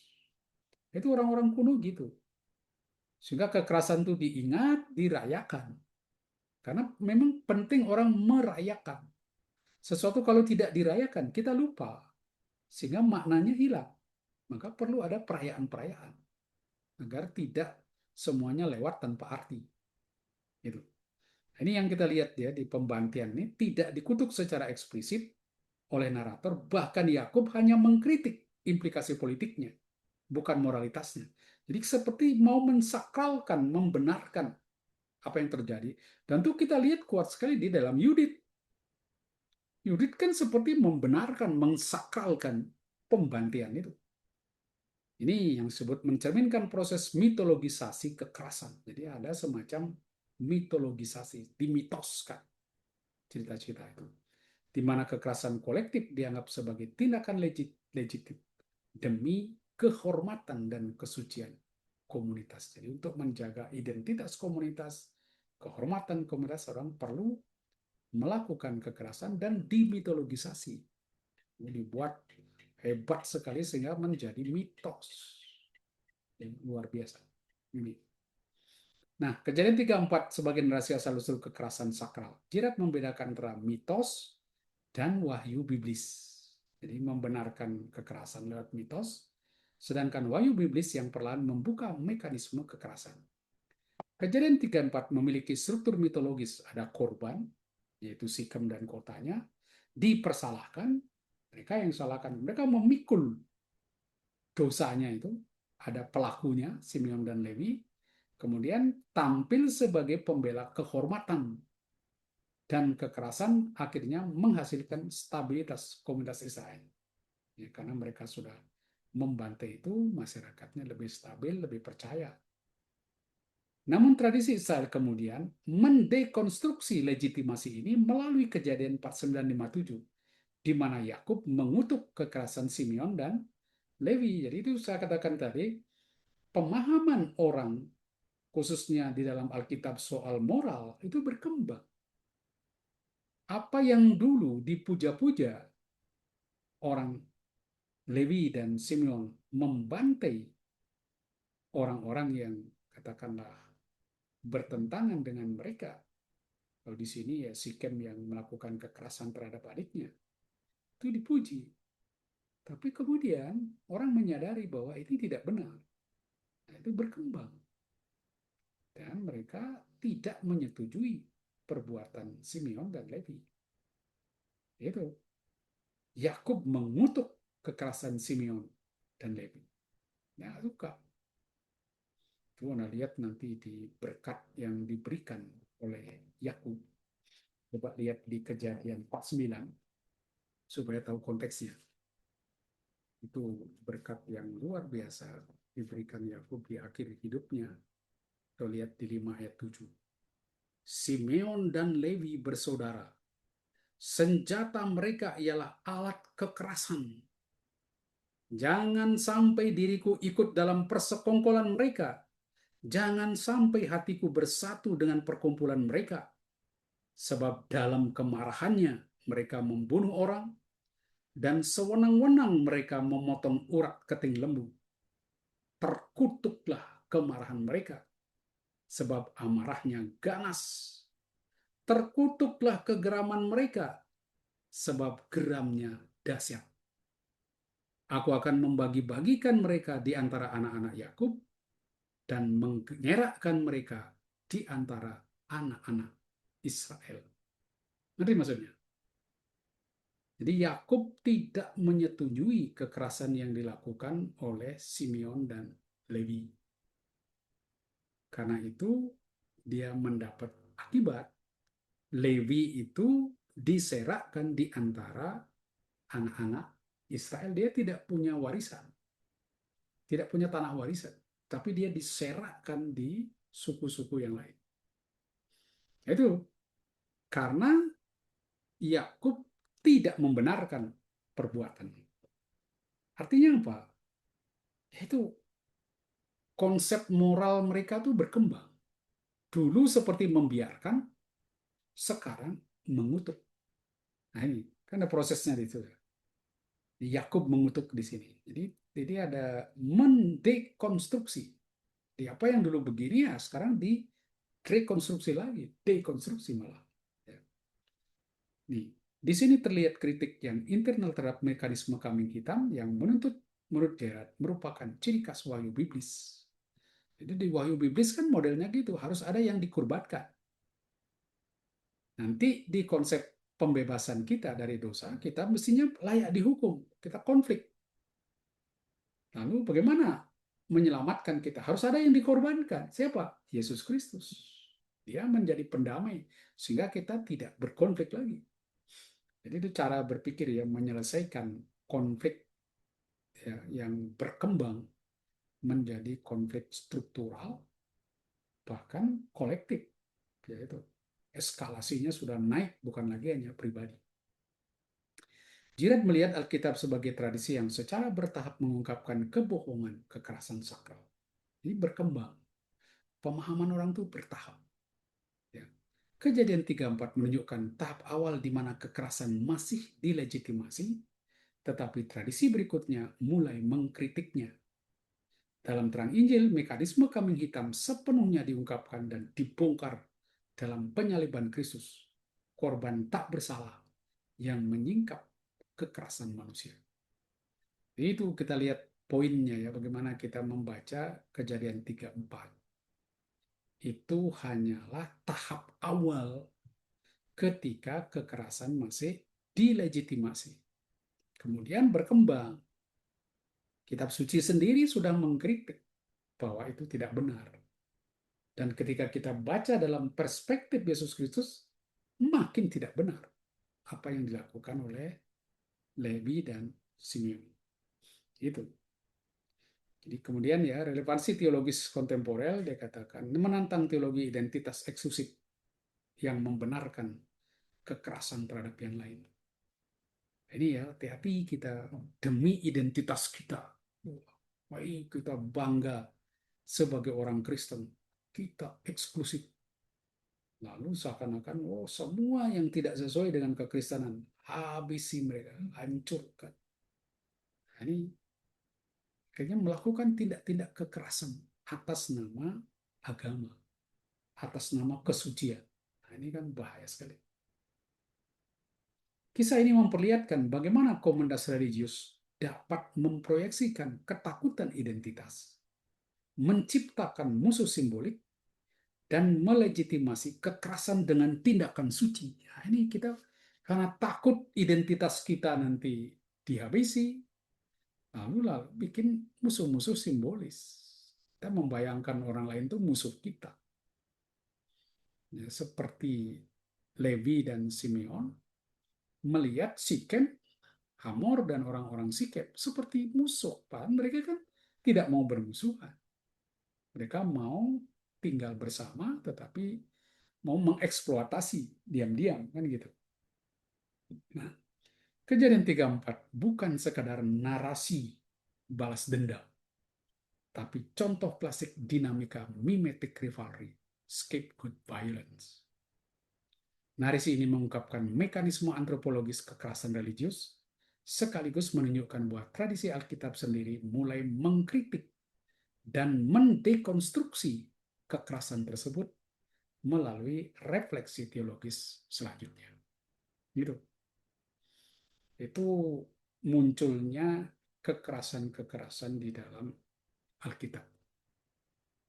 Kalau saya mencoba menjelaskan dari sudut saya, ini memang para ahli ini kan mencoba melihat bagaimana kita membaca cerita-cerita kekerasan, mulai dari melihat ini kan konsep mereka dulu tentang perang suci, bahwa Allah yang berperang, maka semua musuh-musuhnya harus dihabiskan, sampai kepada konsep scapegoat violence.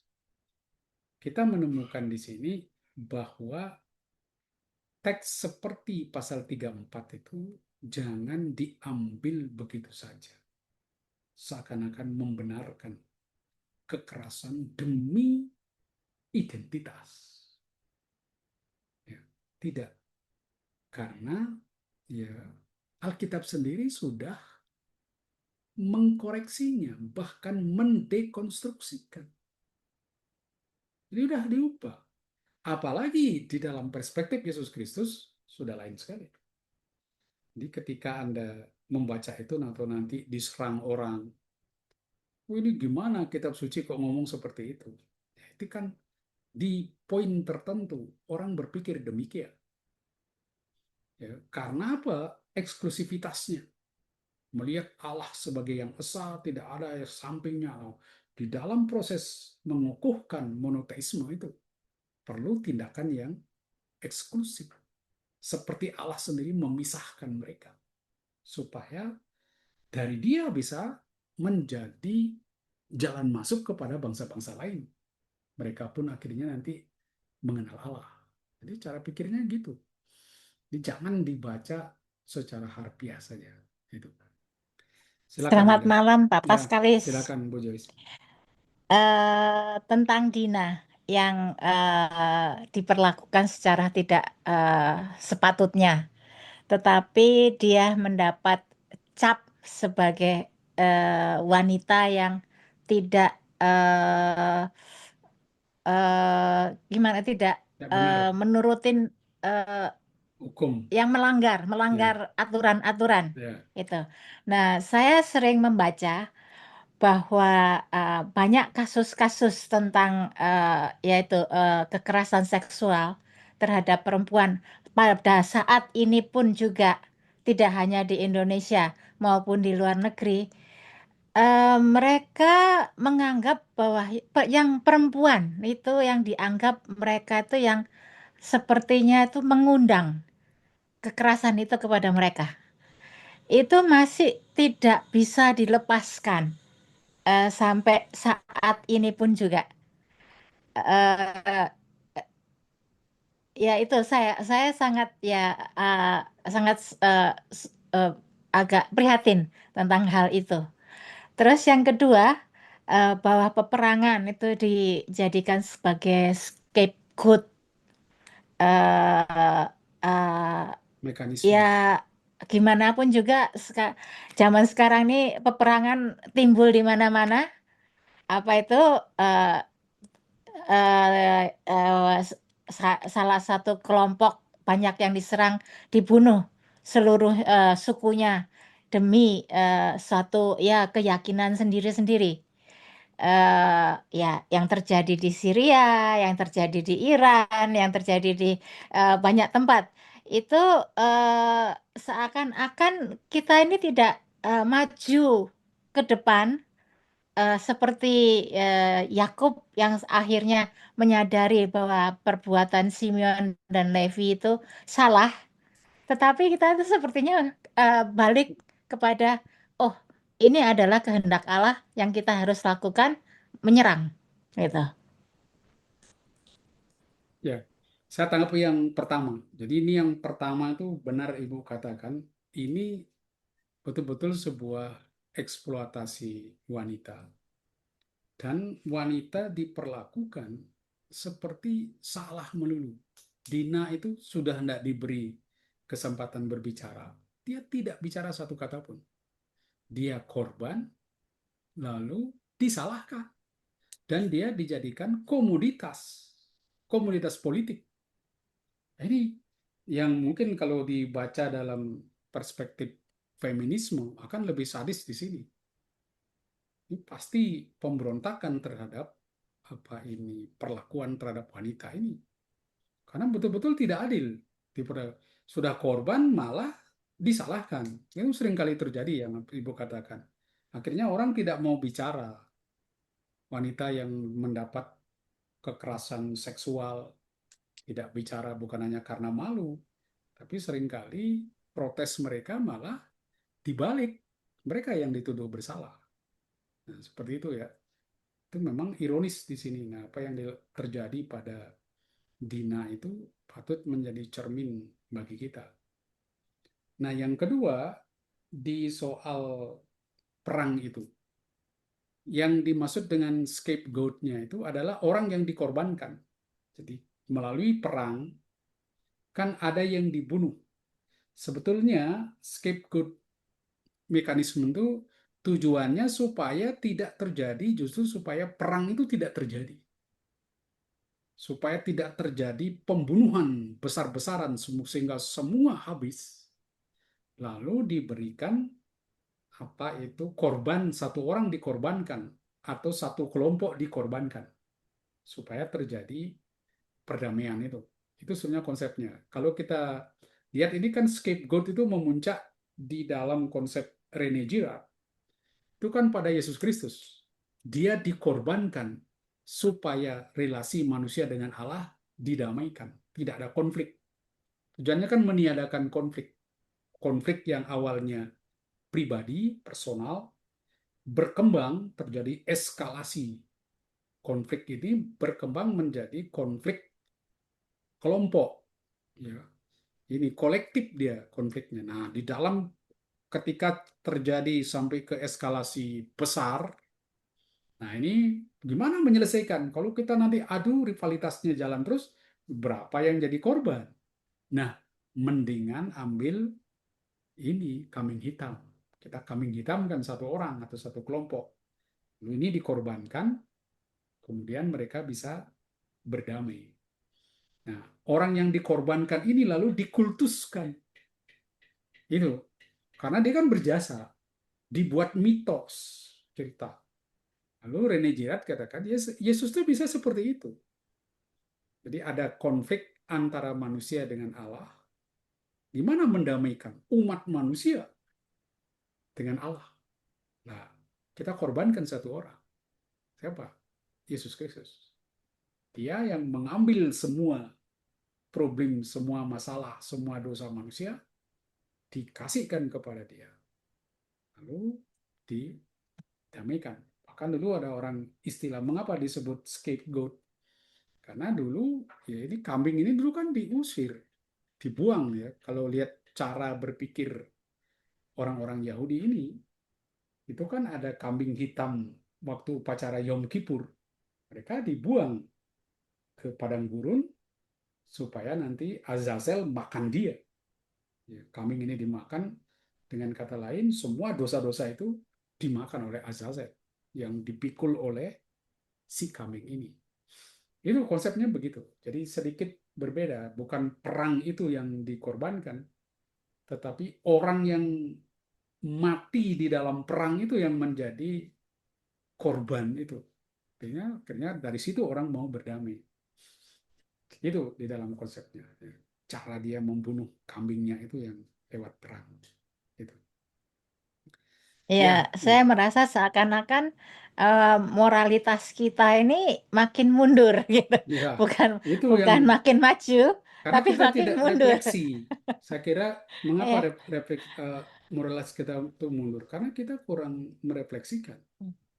Kita tuh kan sekarang persaingan tuh bukannya menurun, tetapi terus digaungkan, meningkat semua. Bagaimana orang-orang tertentu, kelompok-kelompok tertentu ingin menguasai semuanya. Kan itu berbahaya sekali. Karena ada kecenderungan itu rivalitas itu. Itulah saya katakan di dalam Kejadian, dosa kita pertama itu kan mengubah persatuan persaudaraan kita satu daging menjadi rivalitas. Orang yang sepadan dengan kita, artinya partner kita, apa itu orang yang harus di samping kita untuk diajak berkomunikasi, untuk diajak membangun. Kita lihat sebagai rival, saingan, musuh kita. Akibatnya apa? Kita tidak pernah terbuka terhadap orang lain. Menipu. Kan toh? Karena apa? Di dalam berhadapan dengan rivalitas, ketelanjangan harus ditutupi. Ya kan? Kan itu di dalam Kejadian.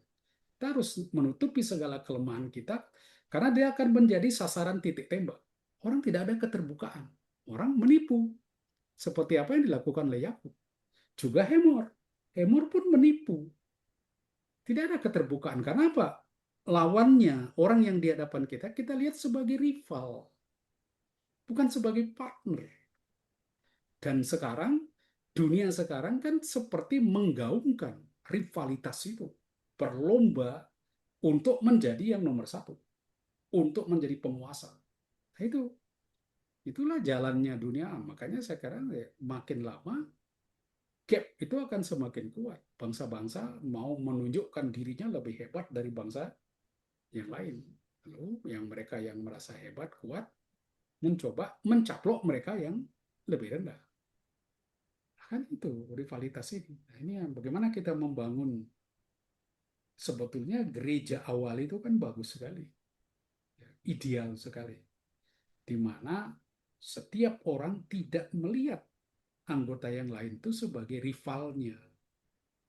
Mereka punya solidaritas yang tinggi dan itulah sebetulnya gambaran dunia yang ideal zaman itu, di mana orang melihat sesamanya itu sebagai partner dan dia ada solidaritas. Sudah tinggi. Nah, yang kalau kita perhatikan, sebetulnya kan ini yang hilang di dalam bangsa kita.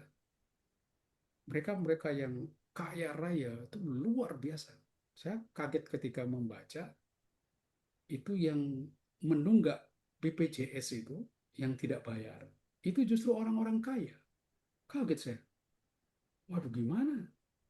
Padahal mereka hanya bayarannya berapa aja. Tapi itulah, orang semakin dia kaya, belum tentu dia bisa lepas bebas. Semakin takut mengeluarkan uang. Bisa. Kenapa? Dia mau lebih tinggi. Karena dia ada rivalnya, dia lebih tinggi dari dia yang harus dia kuasai. Jadi dia mencoba membangun kekuatan dia supaya dia semakin kokoh, semakin tinggi, semakin di atas, bisa menghancurkan yang lain, bisa memenangkan apa itu persaingan itu. Nah, itu yang terjadi. Dan dunia itu mengajak kita bersaing. Makin kamu hebat bersaing, makin kamu hebat. Nah, itu makin kamu bisa memenangkan persaingan. Nah, itu otak kita kan sudah dibentuk seperti itu. Persaingan, persaingan. Hilanglah persaudaraan, hilang solidaritas, rapuh. Gitu. Ya, itu Ya. terjadi ya. Terima Inilah kasih Pak kekerasan Paskalis. muncul. Rene juga tahu Pak Memang Bos. sangat Iya, menyedihkan. iya.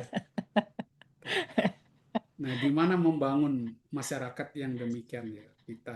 Kita sendiri ya harus melihat di dalam kehidupan kita apakah kita tuh juga sudah diracuni begitu kuat oleh pemikiran yang demikian. Mesti baca lagi kejadian ya, bagaimana dosa itu muncul, ciri khasnya apa. Dan kita tanpa sadar, itu kita masuk di dalam situasi dosa ini. Masuk di situ. Ya. Baik, masih ada tanggapan dari yang lain? Satu Ya, lagi Pak silakan. Paskalis. Ya, silakan Pak Budi. Kalau tadi Pak Paskalis menghitung Dina umur 6 tahun, berarti si Lewi sama Simeon ketika membunuh kurang lebih ya 14 tahun, Ya, masih sangat remaja. ya. Dan dia bisa mengalahkan orang-orang dewasa. Hmm. Gimana Pak Paskalis? Jadi makanya saya katakan jangan dilihat cerita ini sebagai cerita historis, ya. Jangan dilihat cerita ini historis. Mungkin di dalam faktanya tidak pernah terjadi kejadian ini. Tetapi kan tampaknya dipakai semacam etiologis. Jadi pernah terjadi pertarungan antara orang Israel dengan orang Sikem. Mungkin ya pernah ada kejadian perang di antara mereka, tapi yang nyata adalah adanya permusuhan antara orang Israel dan orang Sikem. Lalu cerita ini dibangun, ya, katakan, untuk memberi penjelasan mengapa relasi mereka dengan orang Sikem tidak baik. Mengapa orang-orang Lewi tidak pernah mendapat tempat, mendapat tanah di Israel. Ya kan? Mengapa suku Simeon lenyap? Tidak kelihatan lagi prestasinya suku Simeon. Padahal dia adalah anak pertama. Dia kan aneh.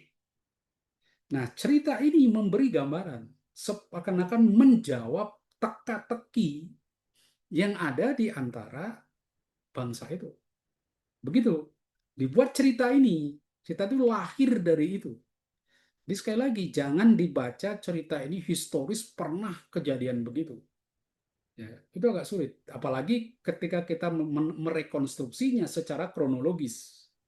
Yakub 14 tahun di apa itu di Haran, ditambah lagi 7 tahun lagi ya, tahun sampai 20 tahun dia di situ, lalu dia pulang, ya berapa sih umur anaknya?